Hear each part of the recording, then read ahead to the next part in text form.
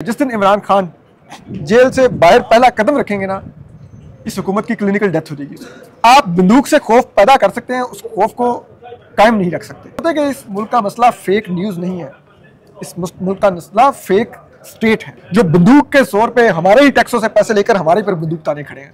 वो इस मुल्क का मसला है। दो बेख्तियार लोगों की मुलाकात थी, ना शहबाज शरीफ साहब के पास कोई इख्तियार है, ना याहिया अफरीदी साहब के पास इख्तियार है। दो बेख्तियार लोगों ने बैठे, याहिया अफरीदी साहब कहते हैं मेरे पास इख्तियार हो ना हो लेकिन मेरी तस्वीरें अखबारों में छिपे, मैं हेडलाइन में आऊं। शोहरत की तलब उनकी बहुत है, उसके लिए वो कभी प्राइम मिनिस्टर से मुलाकात कर रहे हैं, कभी अपोजिशन से। ये हुकूमत कायम ही तब तक है जब तक इमरान खान साहब कोठड़ी में बंद है। अस्सलाम वालेकुम नाज़रीन, मेरे साथ इस वक्त सीनियर जर्नलिस्ट असद अली तूर साहब मौजूद हैं। सर बहुत शुक्रिया आपके वक्त का। सर पीका एक्ट के तहत अभी तो नहीं हुआ, ये ज़ाहिर उसको थोड़ा सा टाइम गुजर गया, लेकिन इसके तहत 4-5 लोगों को पंजाब से उठाया गया, इसके ऊपर क्या कहेंगे? देखिए मुझे तो कोई सरप्राइज नहीं हुआ। ये कानून लाया इसलिए गया था कि आप इख्तलाफी आवाज़ों को उठाएं, दबाएं।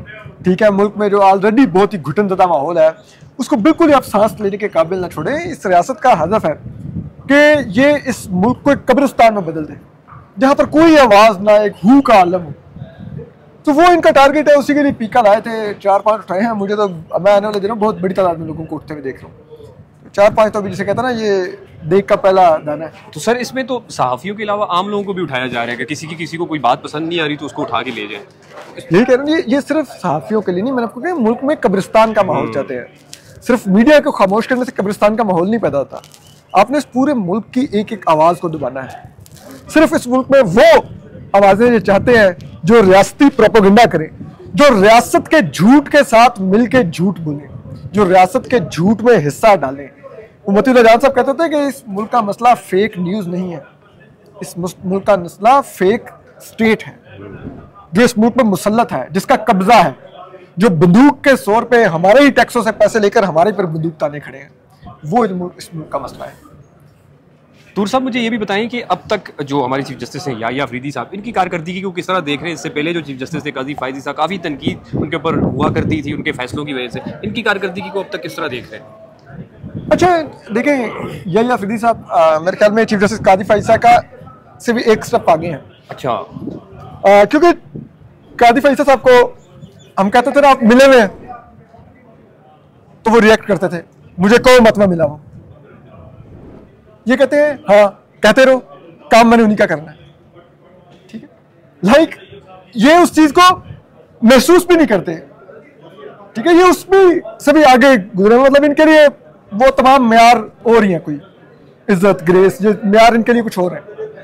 ठीक है, तो ये वही काम कर रहे हैं जो काजी फायजी से लिया जाता रहा, वही कर रहे हैं और उससे मजीद नीचे गिर के कर रहे हैं। क्योंकि काजी या दीगर जजेस के पास कोई इख्तियार तो था, इनके पास तो इख्तियार भी नहीं है। एक बेइख्तियार शख्स है जिसको अपना इख्तियार लेने का शौक भी नहीं है, जो कहते हैं मुझे 28 लाख दो, मुझे V8 लैंड क्रूजर दो, मैं उसमें इस्लामाबाद में 4 डाले सिक्योरिटी के आगे 4 लेके फिरूं, मुझे बड़ा मजा आए, झूले लूं मैं, V8 में हीटर लगाओ, सर्दियों में गर्मियों में AC लगाओ और मुझे उसकी ठंडी हवा आ रही हो, और दोपहर को जाके मैं पोलो खेल लूं। ठीक है, और उसका मुझे 28 लाख रुपया दे दो। जब पूछे कि आपकी कारकर्दगी क्या है, तो कारकर्दगी ये है कि ये सुप्रीम कोर्ट के वॉशरूम्स के मुस्लिम शावर जो लीक होते हैं वो ठीक करवाते हैं, वहां पर अपना इख्तियार इस्तेमाल कर रहे हैं। तो एक बेइख्तियार चीफ जस्टिस, एक इररिलेवेंट कोर्ट कर दी उसने, तो क्या आप उनसे पूछते हैं कि उनको कहाँ पे हम रेट करें? असद भाई, ये जो PTI की डेलीगेशन की मुलाकात हुई है, उससे पहले वज़ीर आज़म साहब के साथ भी मुलाकात हुई थी। इस तरह की मुलाकातें माजी में कोई मिसाल मिलती है, और ये मुलाकात क्यों हुई थी? बुनियादी तौर पे आप क्या समझते हैं? ज़ाहिर आप एक टाइम से कोर्ट को कवर भी करते हैं, ये क्या मुलाकात का क्या मकसद था?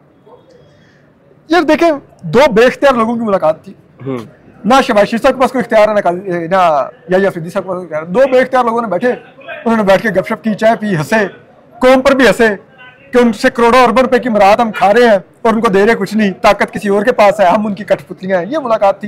ये ऐसी मुलाकात थी जैसे मैं और आप कहीं चाय में बैठ जाए, हम दोनों के पास कोई इख्तियार नहीं है, लेकिन हम सियासत भी डिस्कस करेंगे, हम फौज का किरदार भी डिस्कस करेंगे, हम सुप्रीम कोर्ट भी डिस्कस करेंगे, हम प्राइम मिनिस्टर भी डिस्कस करेंगे, हम इमरान खान की जेल की कैद भी डिस्कस करेंगे, हम दहशतगर्दी के मसले भी डिस्कस करेंगे। डिस्कस तो हम सब कुछ करेंगे, लेकिन हम वो डिस्कस करके क्या कर लेंगे? हमारे पास तो इख्तियार ही कुछ नहीं। तो ठीक है, चाय पे बैठेंगे, कुछ तो करना ना बात यार, तो वो कर ली। याहिया अफरीदी साहब कहते हैं मेरे पास इख्तियार हो ना हो लेकिन मेरी तस्वीरें अखबारों में छिपे, मैं हेडलाइन में आऊं।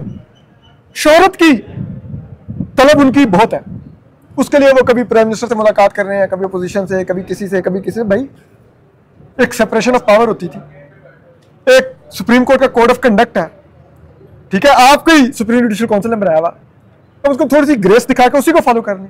लेकिन वो फिर सारी वो जजेस की क्लास अब जाते थे बिल्कुल पाकिस्तान के जैसे खत्म हो गई। तो वो बस अब हमारे पास बताने का जस्टिस कार्नेलियस और जस्टिस जनाब पटेल, जस्टिस समदानी, यही 4-5 किरदार रह जाएंगे, बाकी तो।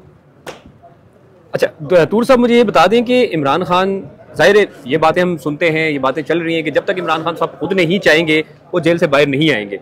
आप उनको कब तक अंदर देख रहे हैं और ये हुकूमत को कब तक चलता देख रहे हैं? क्या समझते हैं आप? जाहिर है पीछे भी 1-2-3 एतवार आप कवर करते आए, देखते आए, तो यही सारी सिचुएशन रही है, लेकिन अब क्या देख रहे हैं? हुकूमत 1-2 साल निकाल पाएगी? इमरान खान कब तक बाहर आएंगे? क्या मुतवक्के, क्या चल रहा है पीछे? देखिए, ये हुकूमत कायम ही तब तक है जब तक इमरान खान साहब कोठड़ी में बंद है। जब तक उनको 804 नंबर अलॉट है तब तक ये हुकूमत है। आप ये बात नोट कर लीजिए, जिस दिन इमरान खान जेल से बाहर पहला कदम रखेंगे ना, इस हुकूमत की क्लिनिकल डेथ हो जाएगी इस वक्त। अभी भी ये फॉर्म 47 की लास्टिक की शलवारें पहन के एस्टेब्लिशमेंट के ऑक्सीजन के सिलेंडर पर जिंदा है। इनकी क्लिनिकल डेथ हो जाएगी जिस दिन इमरान खान जेल से बाहर कदम निकालेगा। और इसीलिए ये इनकी हत्तुल इम्कान कोशिश होगी कि इमरान खान किसी भी सूरत में जेल से बाहर मत आए, और उसके लिए सारे पापड़ बिलेंगे।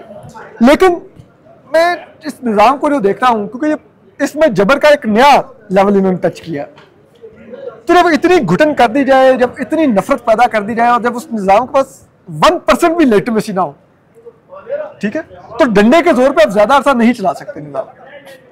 आप बंदूक से खौफ पैदा कर सकते हैं, उस खौफ को कायम नहीं रख सकते। ये असल मसला तो ह्यूमन साइकी है। मैं आपको बंदूक दिखाऊंगा, आप डर जाएंगे। मैं 10 मिनट बंदूक आप पे ताने रखूंगा, आप डर जाएंगे। 12वें मिनट में आप कहेंगे कर लेना, मारनी तुझे गोली मार, अब मैं इधर ही खड़ा रहूंगा सारा वक्त, क्या कर जो करना है। तो वो खौफ ऐसा सा खत्म होने लग जाता है। और ये खौफ के बैरियर आप देख रहे हैं कि बार बार टूट रहे हैं। 9 मई एक बैरियर टूटा, 8 फरवरी दूसरा बैरियर टूटा। लोगों ने ढूंढ ढूंढ के उस जमात के उम्मीदवारों के निशान पर ठप्पे लगाए जिसके पास इंतखाबी निशान ही नहीं था, ठीक है, वो दूसरा बुत तोड़ा। तो ये मुझे तो खौफ है कि अब इससे कोई नेक्स्ट जो बुत टूटा वो कोई इससे बहुत ज्यादा खौफनाक मामला ना हो। लास्टली मुझे असद भी ये बता दें कि आपने कहा कि हुकूमत कोशिश करेगी कि इमरान खान बाहर ना आए, तो आप जाती तौर पे समझते हैं कि मौजूदा जो क़यादत है पीटीआई की, वो भी ये कोशिश कर रही है कि इमरान खान बाहर ना आए? अच्छा, पीटीआई में देखें, बाज लोग तो बेनिफिशरी हैं इमरान खान साहब के जेल में जाने के, ठीक है, लेकिन मेरे ख्याल में बहैसियत मजबूरी पीटीआई की शायद ख्वाहिश नहीं होगी कि इमरान खान साहब जेल में रहें, क्योंकि उनको भी पता है कि वो भी बाहर तो है लेकिन इररेलेवेंट लोग हैं, इररेलेवेंट, ठीक है, और उनको भी पता है कि वोट और सपोर्ट सारी इमरान खान के पास है। तो जिस दिन वो बाहर आएंगे तो पार्टी में जान भी आ जाएगी। अभी तो पार्टी भी सच्ची बात है ना, होम्योपैथिक है पीटीआई, कुछ नहीं कर पाती। असद अली तूर साहब हमारे साथ मौजूद थे। फीडबैक जरूर दीजिएगा। आज के लिए मुझे इजाजत दीजिए। खुदा हाफिज़।